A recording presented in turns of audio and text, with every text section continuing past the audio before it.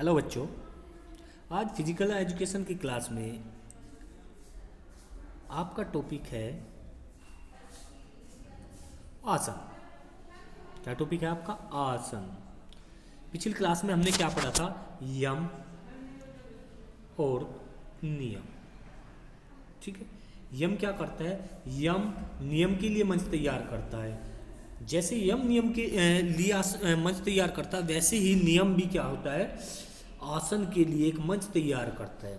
तो ठीक है, आइए अब हम आसन, आसन से मतलब आप समझ रहे, आसन यानी कि पोस्चर, हमारा उठना बैठना चलना फिरना वो कैसा होना चाहिए? एक आरामदायक और स्थिर होना चाहिए, यानी किसी प्रकार की कोई भी समस्या नहीं होनी चाहिए। ठीक है, तो आइए अब हम आसन के बारे में पढ़ते हैं। आसन शरीर में आराम के लिए, नियम के लिए मंच तैयार करते हैं, यानी कि शरीर में जो है आराम के लिए, यानी हमारा जो आसन होना चाहिए वो बिल्कुल आरामदायक स्थिति में होनी चाहिए।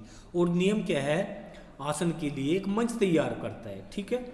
इसके बाद आसन वह है जो ध्यान, मतलब आसन की स्थिति में हम ध्यान केंद्रित करने की क्षमता विकसित करने के लिए शरीर को अनुशासित करते हैं। यानी कि जो नियम है वो क्या करता है? मंच तैयार कर दे हमारे आसन के लिए। और आसन वह है जो ध्यान केंद्रित करने, यानी कि आसन की स्थिति में, आसन मान लीजिए हम जैसे सुखासन हो गया, पद्मासन हो गया, तो उस स्थिति में यह शवासन हो गया, हम आराम से लेट करके सुख की स्थिति में बिल्कुल किसी प्रकार की कोई प्रॉब्लम ना हो, तो अपने मन को, ध्यान को केंद्रित करने की क्षमता को विकसित कर सकते हैं और उसको अनुशासित करते हैं। तो फिर ध्यान के लिए पूरा आवश्यकता है, यानी कि हमें ध्यान लगाने के लिए नियम और आसन की पूरा आवश्यकता होती है। ठीक है।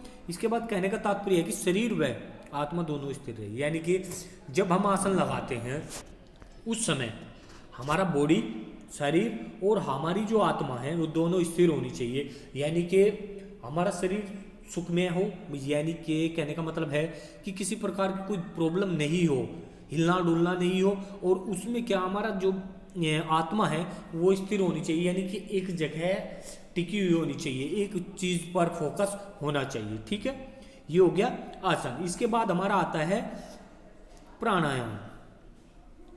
तो बेटा प्राणायाम, प्राणायाम में क्या होता है? जैसे भाई यम ने नियम के लिए मंच तैयार किया और नियम ने आसन के लिए, ऐसे ही आसन क्या होता है? प्राणायाम के लिए एक मंच तैयार करता है। आसन प्राणायाम के लिए चरण निर्धारित करता है, यानी कि मंच तैयार करता है, उसके लिए चरण, किस किस स्थिति में हमें क्या क्या आसन लगाना है वो तैयार करता है। और प्राणायाम में सबसे पहले आपको बता देता हूँ, प्राणायाम जो है हमारे सांसों से रिलेटेड है, यानी प्राणायाम के माध्यम से हम अपने जो हमारे सांस है, हमारी ब्रीथिंग है, जो हम सांस लेते हैं छोड़ते हैं, उन पर हम पूर्ण रूप से कंट्रोल कर सकते हैं।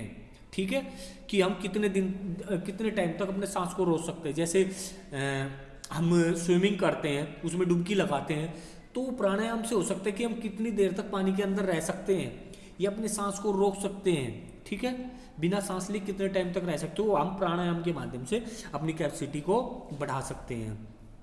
तो उसमें चरण निर्धारित है। सांस में, प्राणायाम में क्या होता है? सांस में सामंजस्य स्थापित करते हैं।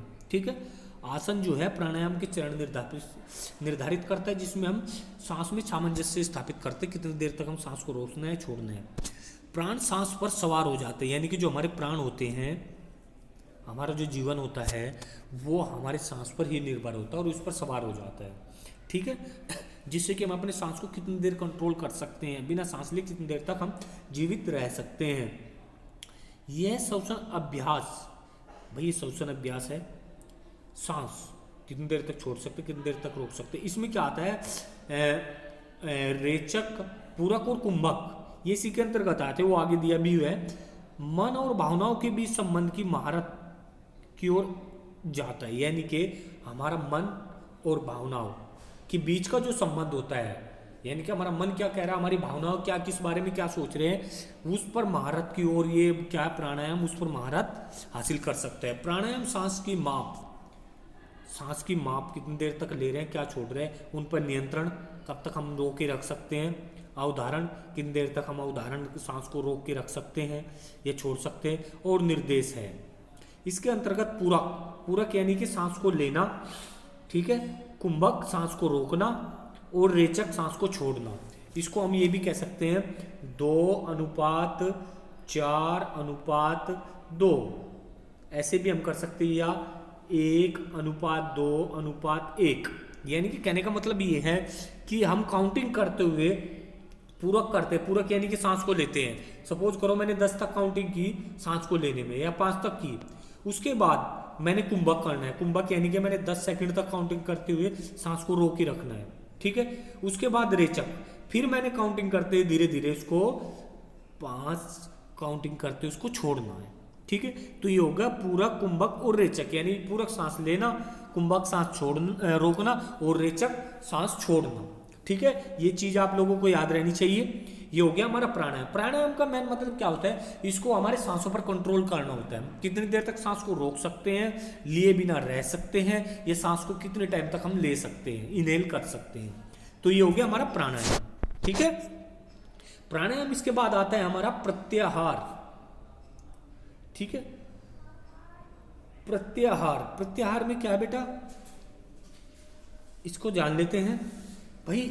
यह जो है प्रत्याहार एक जागरूकता के बाह्य उत्तेजनाओं को दूर करने का एक सचेत प्रयास है। यानी कि जो हमारे बाह्य हमारे उत्तेजनाएं आती हैं, जो हमारे इमोशन होते बाहरी बाह्य, जैसे गुस्सा, प्यार, रोना, हंसना, ठीक है, जैसे आप क्या है हमारी बाह्य उत्तेजनाएं हैं, तो उनको दूर करने का सचेत प्रयास है क्या, प्रत्याहार। इसके द्वारा हम इन चीज़ों पर कंट्रोल कर सकते हैं। यानी कि हमारी इंद्रियां जो होती है, भावनाएं जो होती है, आंगना कान, ये हमारी इमोशन जो है, उन पर हम पूर्ण रूप से कंट्रोल कर सकते हैं।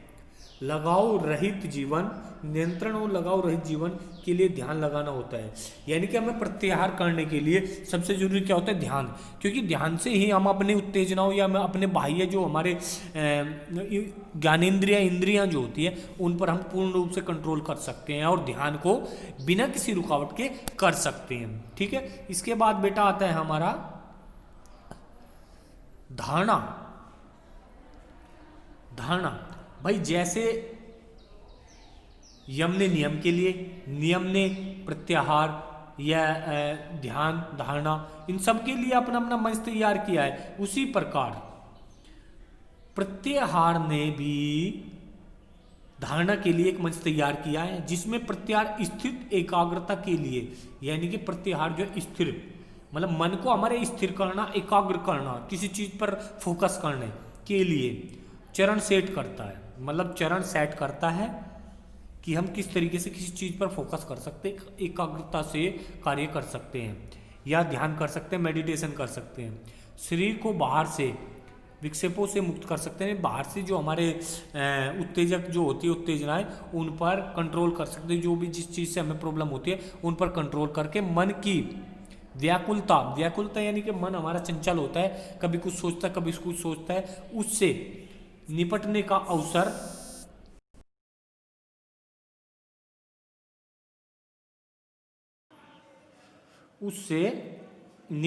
जो है अवसर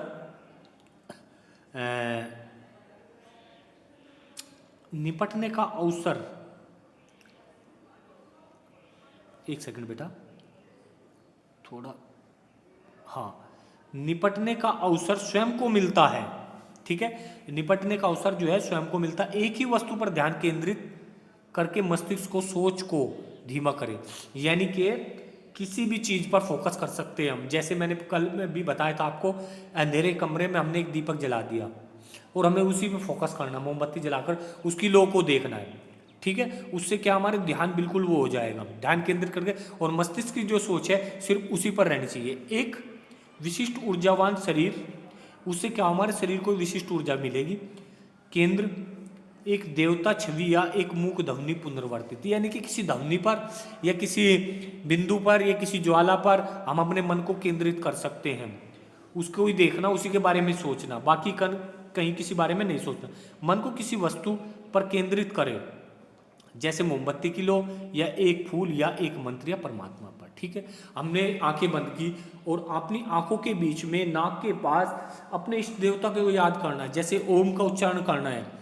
हमने आंखें बंद की है और आंखें बंद करने के बाद हमारा ध्यान कहाँ है? अपनी नाक के ऊपर, आंखों के बीच में, अपने इष्ट देवता को याद करना, ओम का उच्चारण करना, सिर्फ हमारा फोकस उस उच्चारण पर, मंत्र पर, और उस पर होना चाहिए कि उस पर फोकस। और हमें बाहरी दुनिया से, बाहरी किसी से कोई मतलब नहीं है। हमें सपोज कर ले हमारे माथे पर हमें ओम लिखा हुआ है, उसी का ध्यान करना है और उसी का उच्चारण करना है। कैसे? ओ, ऐसे लंबी ध्वनि निकालनी है और उसी पर फोकस रखना है।